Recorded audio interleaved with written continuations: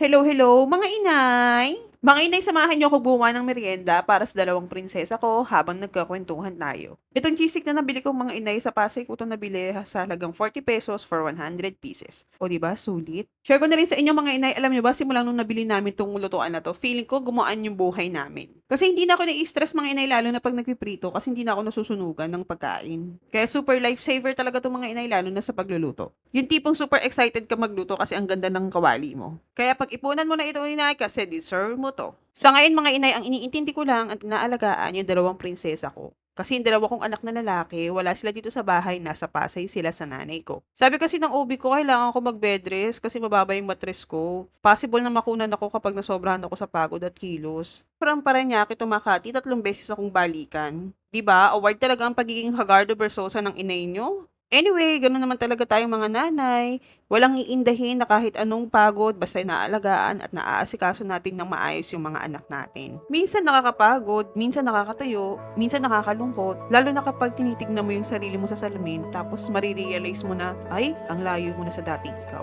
Mapapabuntong hininga ka na lang talaga eh.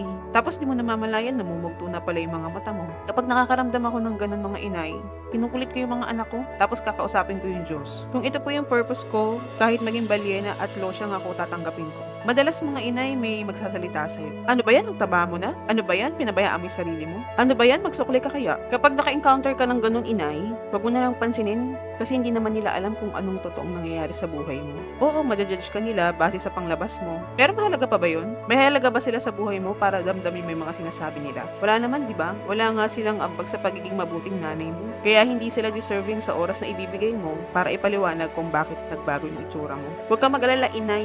Hindi ka nag-iisa. Marami tayo. Marami tayong nanay na nakakarinig ng pangit na komento galing sa mga mapanghusgang tao. Pero inay, kung nakakaramdam ka ng lungkot at pagod, normal lang yan. Alam mo kung ano yung pinakamaganda at importante sa atin? Yun yung kahit bugbog na tayo sa physical at mentalidad, hindi pa rin tayo nasuko. Hindi tayo nabitaw. Yan yung katangian na tanging asawa at mga anak lang natin ang nakakakita. At yun ang pinaka-importante at mahalaga. Kung paano tayo tignan ng pamilya natin. Marahil sa iba, isa lang tayong losyang na taong bahay.